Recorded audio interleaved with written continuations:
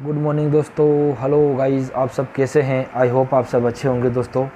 मैं आपका दोस्त सुनील आपके लिए एक धमाकेदार टॉपिक लाया हूं दोस्तों। आज के इस वीडियो में आपका डेफिनेटली एग्ज़ाम के अंदर 1 से 2 नंबर का आपको पक्का करके दूंगा मैं कि इस टॉपिक को अगर आपने अच्छे से समझ लिया और कंसेप्ट क्लियर कर लिए दोस्तों, तो कम से कम भी 1 से 2 नंबर आपको हर एग्ज़ाम के अंदर इस टॉपिक से आपको मिलेंगे दोस्तों। और आप बहुत ही अच्छा स्कोरिंग कर पाएंगे। छोटे छोटे टॉपिक होते हैं दोस्तों, जिससे अपन एक बड़ी मंजिल की ओर बढ़ते हैं दोस्तों। अपन ने शुरुआत करी थी दोस्तों जब मुझे पता भी नहीं था कि यूट्यूब के अंदर क्या होता है, कैसे वीडियो बनाई जाती है, कैसे टॉपिक के अंदर डेलीगेशन डाले जाते हैं, कैसे क्या जाता है। लेकिन दोस्तों आज एट प्रेजेंट में एक अच्छा मेरे को आपसे मोटिवेशन मिल रहा है, एक अच्छा आप सभी ने रिस्पॉन्स दिया है दोस्तों। उसी की बदौलत मैं आपके लिए हर रोज़ आपके लिए एक नया टॉपिक और धमाकेदार टॉपिक जो एग्ज़ाम से रिलेटेड होता है और नॉर्मली अपनी जनरल प्रैक्टिस में भी बहुत काम में आता है दोस्तों, तो वो टॉपिक लाया हूँ। आज का टॉपिक होगा दोस्तों ब्लडर एलिमिनेशंस या कैथेटराइजेशंस। चाहे कैथेटराइजेशन बोल दो या ब्लडर एलिमिनेशन बोल दो। तो दोस्तों हमेशा की तरह शुरुआत करने से पहले अपने माता पिता के लिए 2 लाइनें दोस्तों। दुनिया की हर ताकत छोटी पड़ जाती है माता पिता के एक छोटे से विश्वास के आगे। दुनिया की हर ताकत छोटी पड़ जाती है माता पिता के एक विश्वास के आगे। जब बच्चा मुसीबत में होता है तो माता पिता का छोटा सा विश्वास दुनिया की सबसे बड़ी ताकत बन जाता है दोस्तों। तो दोस्तों बच्चा जब भी मुसीबत में होगा, चाहे माँ बाप के पास क्षमता हो, कैपेसिटी हो या ना हो, लेकिन उनके पास जो भी होगा एक अपने खुद के बच्चे के लिए, उसको एक अच्छी राह दिखाने के लिए, अच्छी लाइफ देने के लिए, वो सब चीज़ें एक माता पिता के अंदर होती हैं। चाहे उनके पास पैसे ना हो, चाहे फिजिकली डिस्कम्फर्ट हो, चाहे किसी भी रूप में वीक हो, बट अपने बच्चे के लिए वो हमेशा बेस्ट करते हैं और हमेशा वो अपने बच्चों को एक अच्छी लाइफ देते हैं दोस्तों। तो कभी अपने माता पिता का अनादर ना करें, हमेशा उनकी रिस्पेक्ट करें। और टॉपिक की शुरुआत करने से पहले दोस्तों अपने माता पिता के चरणों में विनम्र निवेदन से, चरणों में विनम्र प्रणाम करके इस टॉपिक की शुरुआत करते हैं दोस्तों हमेशा की तरह। तो दोस्तों शुरुआत करते हैं धमाकेदार टॉपिक की दोस्तों, ब्लडर एलिमिनेशन या कैथेटराइजेशंस। अगर दोस्तों एलिमिनेशन की बात करें अपन, ओवरऑल मेडिकल लाइन के अंदर एलिमिनेशन का अर्थ होता है किसी भी वेस्ट प्रोडक्ट को बॉडी से एक्सपेल आउट करना। That is called the eliminations. Elimination उसी को कहेंगे कि बॉडी में से अपन किसी भी वेस्ट प्रोडक्ट को बाहर निकाल रहे हैं। वो किसी भी तरह से हो सकता है, चाहे अपने सेंस में हो चाहे इन सेंस हो। मतलब अपने को पता भी हो सकता है उस चीज़ के बारे में कि अपन उसको एक्सपेल आउट कर रहे हैं, और ये अपने को पता भी नहीं होगा तो भी वो वेस्ट प्रोडक्ट बाहर निकलेगा, तो उसको अपन एलिमिनेशन बोलते हैं दोस्तों। अब ब्लडर एलिमिनेशन से पहले कुछ टर्मिनोलॉजी होती है दोस्तों, उन टर्मिनोलॉजी को अपन मैं बता देता हूँ आपको दोस्तों, एग्जाम ऑफ व्यू से बहुत इंपॉर्टेंट होती हैं। एक दोस्तों आता है यूरिनेशंस या मिक्चुरेशंस। यूरिनेशन या मिक्चुरेशन का मतलब होता है दोस्तों normally pass out of urinations process, that is called the urination या मिक्चुरेशंस। अब इसके अकॉर्डिंग कुछ डिफ़िकल्टी के टाइप में अगर करें, एक आता है डिसयूरिया। डिसयूरिया का मतलब होता है या तो आप डिफ़िकल्टी बोल दीजिए या फिर पेनफुल बोल दीजिए। पेनफुल और difficulty in pass out of urinations, that is called the dysuria दोस्तों। एक टर्म आती है पॉलीयूरिया। पोली का मतलब मैं आपको बता दूं दोस्तों, मेडिकल लाइन में जहाँ कहीं भी पोली आ रहा है, पोली वर्ड अगर किसी वर्ड से पहले आ गया है तो हमेशा आप ज़्यादा मान के चलिए। पॉलीयूरिया का मतलब हमेशा होता है कि ज़्यादा। तो पॉलीयूरिया का मतलब होगा कि यूरिन आउट 2000 ml से यूरिन आउटपुट 2000 ml से ज़्यादा, more than 2000 ml per day, that is called the polyuria. Normal अगर यूरिन आउटपुट की बात करें अपन तो 1500 ml से 2000 ml पर डे होता है। अगर 2000 से ज़्यादा हो रहा है दोस्तों तो उसको अपन पॉलीयूरिया बोलेंगे दोस्तों। एक टर्म आती है ओलिगोयूरिया। ओलिगो का मतलब होता है कम, not insufficient, not absent, not lack of lack, only decrease output होगा। तो ओलिगो का मतलब होगा 400 ml per day urine output से अगर कम आ रहा है, less than 400 ml per day, that is called the oliguria. एक टर्म आती है दोस्तों एन यूरिया। एन का मतलब नॉर्मली अपन एब्सेंट मानते हैं, लेकिन एन यूरिया का मतलब अपन यहाँ लेंगे less than 100 ml per day. मतलब न मात्रा के बाद आप अगर 2000 ml पानी ले रहे हैं, चाहे 2000 ml कुछ भी आपने लिक्विड या ओरल रूप से कुछ लिया है या आईवी रूप से कुछ लिया है, अगर आपका यूरिन 100 ml से भी ज़्यादा कम आ रहा है तो उसको अपन ओलिगोयूरिया बोलते हैं दोस्तों। और एक टर्म आती है अर्ज। अर्ज का मतलब होता है दोस्तों कि सेंसेशन ऑफ यूरिनेशंस। मतलब आपको माइल्ड या मॉडरेट सेंसेशन होगा यूरिनेशन का जब आपका यूरिनरी ब्लैडर जो होता है नॉर्मल यूरिनरी ब्लैडर के अंदर ट्रांजिशनल एपिथेलियम टिश्यू पाई जाती हैं दोस्तों। सेल्स या मसल्स जो बनी होती है एपिथेलियम, ट्रांजिशनल एपिथेलियम टिश्यू की बनी हुई होती है दोस्तों। और इसकी एक यूरिनरी ब्लैडर जो होता है वो टेम्पररी स्टोरेज ऑफ यूरिन का होता है, जिसके अंदर आप मैक्सिमम 1000 ml तक अपन यूरिन स्टोर कर सकते हैं। मतलब अगर यूरिनरी ब्लैडर की स्टोरेज की बात करें अपन तो 1000 ml होती है दोस्तों। और इसी के अंदर एक अर्ज अपन यूज में लेते हैं सेंसेशन ऑफ मैक्चुरेशन या यूरिनेशन। जब दोस्तों ब्लैडर के अंदर 150 से लेकर 200 ml यूरिन जब ब्लैडर में आके रुक जाएगा, ठहर जाएगा, तो नॉर्मल पर्सन को लगेगा कि अब मुझे यूरिनेट करना चाहिए या बाथरूम जाके आना चाहिए। एक होता है अर्जेंसी। अर्जेंसी का मतलब हमेशा मान के चले कि आपको इमरजेंट है, आप कंट्रोल नहीं कर पाएंगे उस कंडीशन पे। जब आपके यूरिनरी ब्लैडर के अंदर 600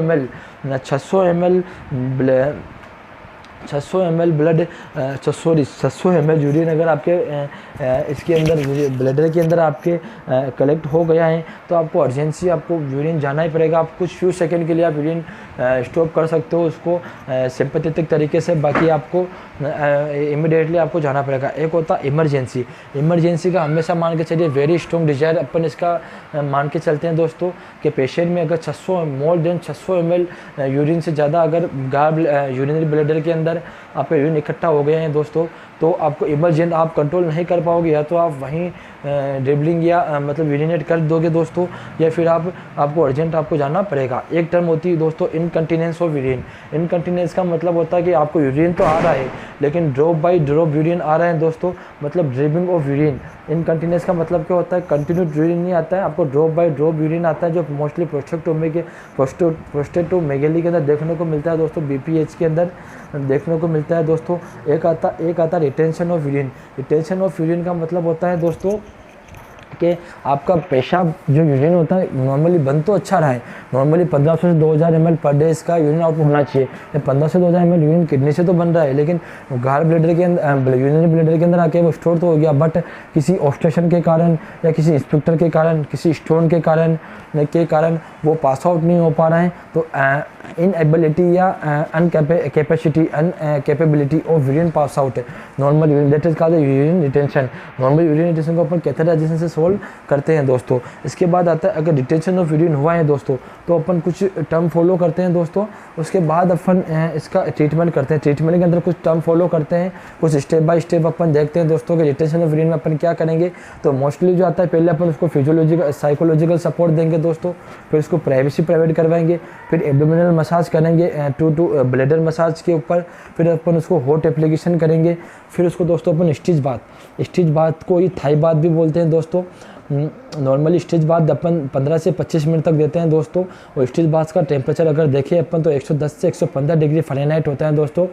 नॉर्मली एपिजोटोमी जो अपन करते हैं, मोस्ट कॉमन एपिजोटोमी जो होती है लेफ्ट लेटरल एपिजोटोमी होती है दोस्तों, लेफ्ट मीडियो लेटरल एपिजोटोमी होती है दोस्तों।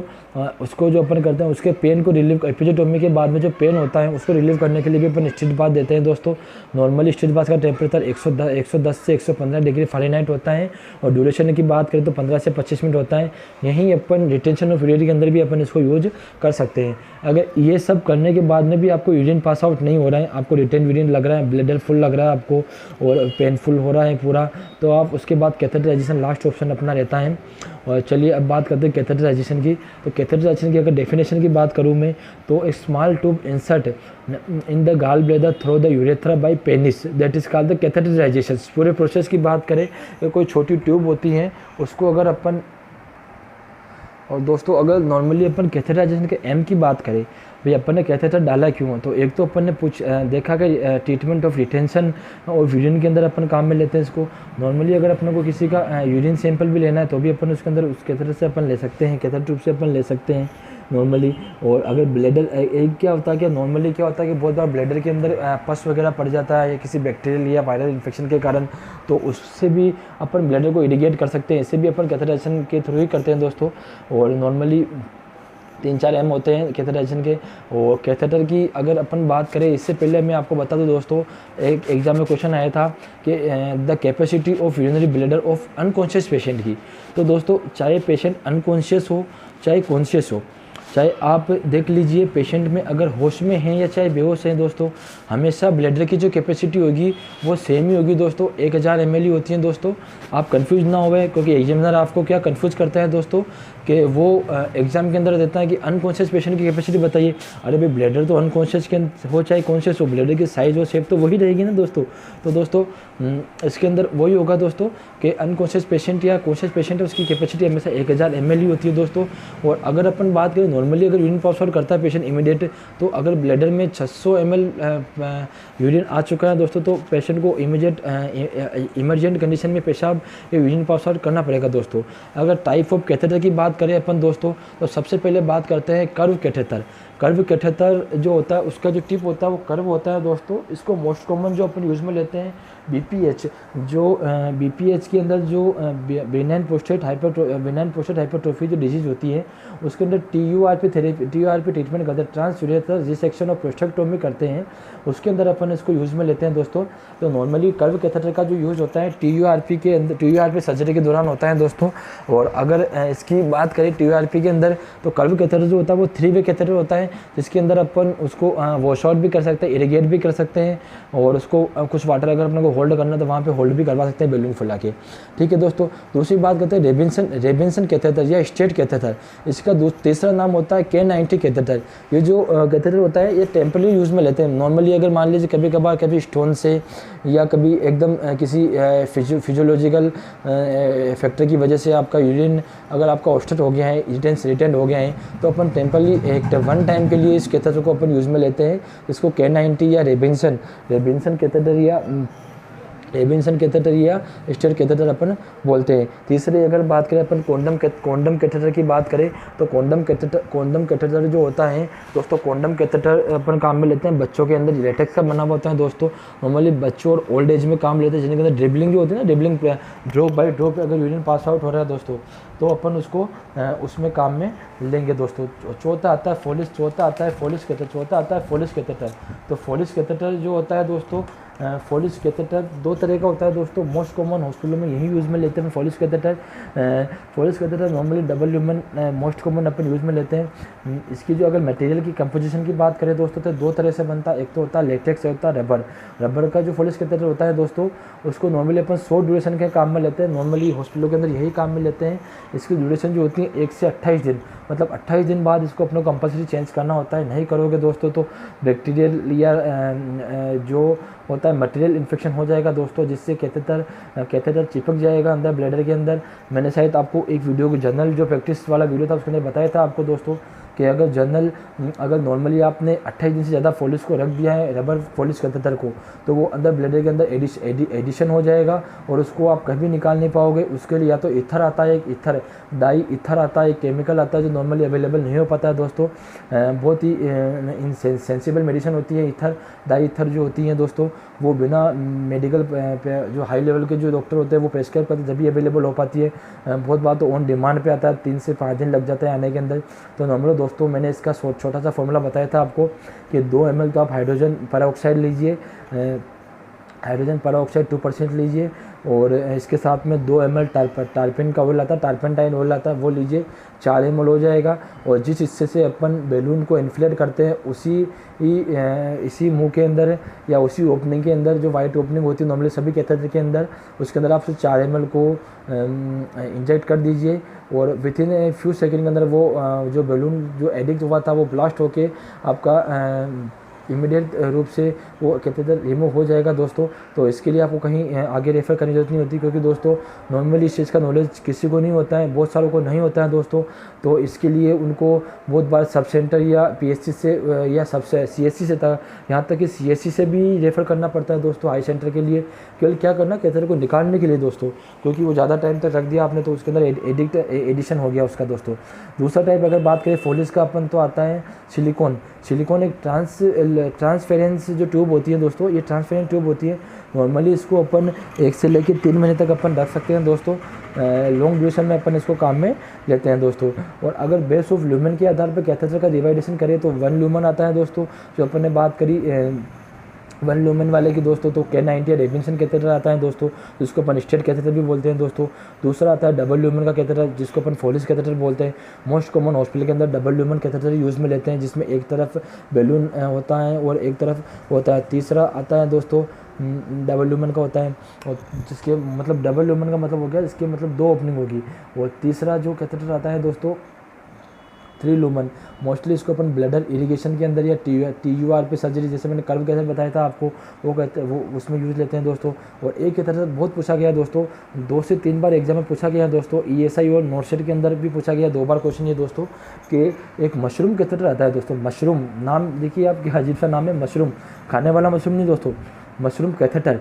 मशरूम कैथेटर को नॉर्मली अपन जो काम में लेते हैं ओपन रेनल सर्जरी के अंदर काम में लेते हैं दोस्तों, इरिगेशन के लिए या इरिगेशन या वॉश आउट करने के लिए काम में लेते हैं दोस्तों।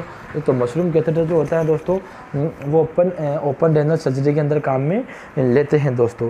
इसके बाद में अगर आर्टिकल की बात करें तो आर्टिकल के अंदर नॉर्मल कैथेटर पर्पज़ की अगर बात करें अपन, तो आर्टिकल के अंदर नॉर्मली तो जाइलोकेन जेली चाहिए दोस्तों, लोकल एनेस्थीसिया देने के लिए जाइलोकेन जेली चाहिए दोस्तों, यूरोबैग चाहिए दोस्तों, कैथेटर चाहिए दोस्तों, स्टेरलाइज ग्लव्स चाहिए दोस्तों, बेटाडीन चाहिए यूरेथ्रल मीटर्स को साफ़ करने के लिए दोस्तों, और एकदम स्टेरलाइज गोज या कॉटन ऑटोक्लेव के लिए कॉटन या गोज पीस चाहिए दोस्तों, यूरिनरी मीटर्स को साफ़ करने के लिए। अगर मेल है तो उसके यूरिनरी मीटर्स को ग्लैंड पेनिस को नीचे करके उसके पूरे ग्लैंड पेनिस को राउंड सर्कुलर शेप में साफ़ करना है दोस्तों, बिफोर और आफ्टर कैथेटराइजेशन के बाद में। और अगर फीमेल है तो उसका जो होता है वेजाइनल ओपनिंग से लेके इसकी एनएस तक उसको पूरा क्लीन करना है उसके दोस्तों, बिफोर और आफ्टर कैथेटराइजेशन के दौरान। और अगर अपन कैथेटर की साइज़ की बात करें कि अकॉर्डिंग टू एज पे कौन से पेशेंट में कितने नंबर का कैथेटर या फ्रेंच का, नॉर्मली अपन नंबर काम में लेते हैं, इनको फ्रेंच बोलते हैं दोस्तों। अगर फ्रेंच की बात करें तो 14 से 16 या 16 से 18 फ्रेंच। नॉर्मली अगर बात करें मेल पेशेंट है तो उसके अंदर 16 से 18 फ्रेंच का कैथेटर अपन काम में लेते हैं। और अगर फीमेल पेशेंट है तो उसके अंदर अपन 14 से 16 नंबर का कैथेटर काम में लेते हैं। चिल्ड्रन के अंदर 10 से 12 फ्रेंच का कैथेटर काम में लेते हैं दोस्तों।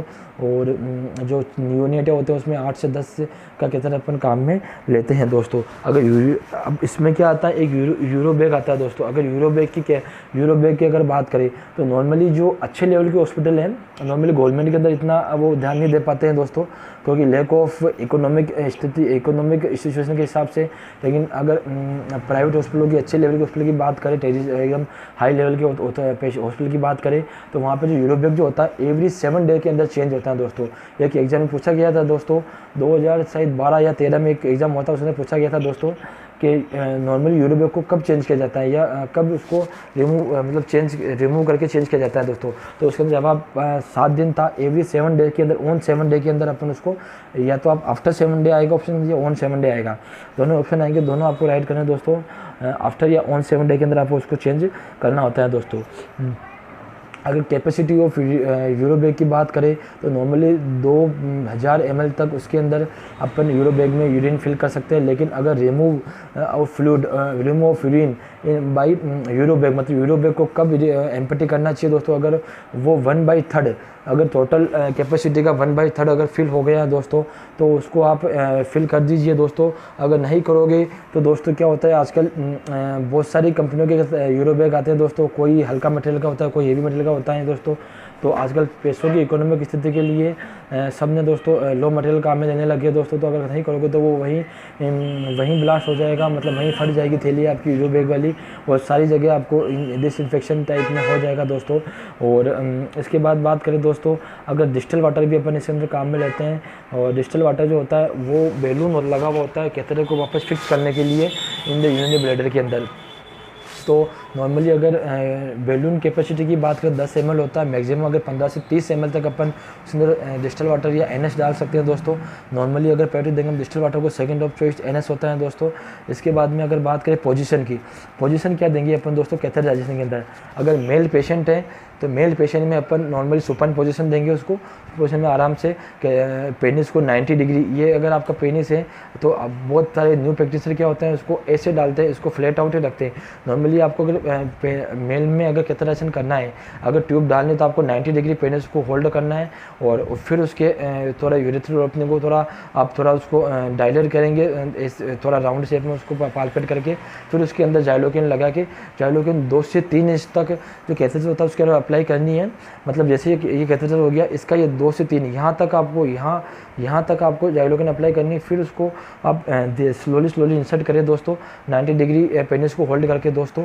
और अगर फीमेल पेशेंट है, अगर उसके अंदर पोजीशन की बात करें, डोर्सल रिकमेंडेड पोजीशन काम में लेते हैं दोस्तों।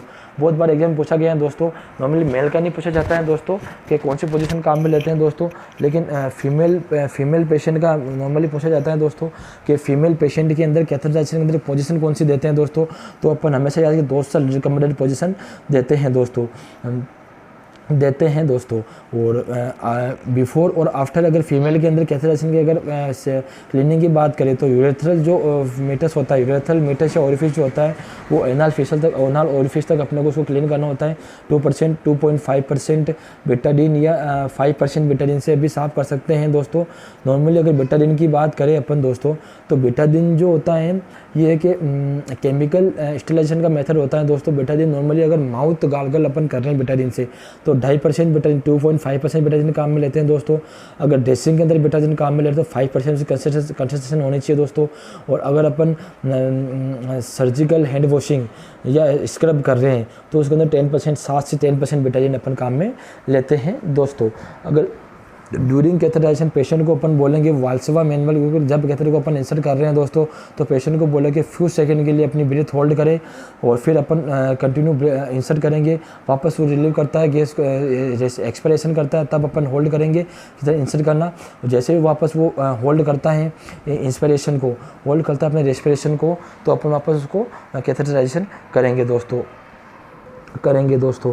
और अगर अपन इंसर्शन की भाई कैथेटर को कितना इंसर्ट करना है यूरेथ्रा के अंदर, अगर अपन बात करें नॉर्मली अगर फीमेल है तो उसके अंदर अपन 2 से 3 इंच इंसर्ट करेंगे, क्योंकि नॉर्मल यूरेथ्रा की लंबाई ही फीमेल के अंदर 4 इंच होती है दोस्तों। तो नॉर्मली अपन 2 से 3 इंच इंसर्ट करेंगे। और यहीं अगर मेल की बात करें तो 6 से 8 इंच तक अपन इंसर्ट करेंगे दोस्तों, उसके अंदर इंसर्ट करेंगे दोस्तों। और नॉर्मली अगर मेल की यूरेथ्रा की लंबाई की बात करें, बहुत सारी बुकों के अंदर 15 से 20 दे रखा है, बहुत सारी बुकों के अंदर 18 से 25 भी दे रखा है दोस्तों। तो आप याद रखिए दोस्तों 18 से 20 या 18 से 25 तक ऑप्शन में आ सकता है दोस्तों, तो अपन वो याद रखिए दोस्तों, ठीक है दोस्तों। और अगर यूरोबैग के फिक्स करने की बात करें दोस्तों, भी यूरोबैग को कहते हैं अपन ने अच्छा कर दिया है, क्लीन भी कर दिया दोस्तों। यूरोबैग को फिक्स क्या करेंगे दोस्तों, तो मीडियो लेटरल एस्पेक्ट ऑफ थाई जो होता है और मिड लेटरल थाई के मीडियो लेटरल थाई के अंदर फिक्स करते हैं हमेशा यूरोबैग को दोस्तों, हमेशा यूरोबैग को इसी के अंदर फिक्स करेंगे दोस्तों, ठीक है दोस्तों। और अगर लगभग आपके टॉपिक कंप्लीट हो गए हैं दोस्तों। और मैं आपको 1-2 क्वेश्चन बता देता हूं दोस्तों। जो 16 नंबर जो कैथेटर होता है, 16 नंबर कैथेटर, उसके अगर कलर की बात करें अपन, 16 नंबर कैथेटर के कलर की बात करें तो हमेशा 16 नंबर कैथेटर का कलर जो होता है वो ऑरेंज कलर का होगा दोस्तों। उसका जो एक वो जब वो ऑरेंज होता है, और 18 नंबर कैथेटर का हमेशा जो एक ओपनिंग होती है वो रेड कलर की होगी दोस्तों।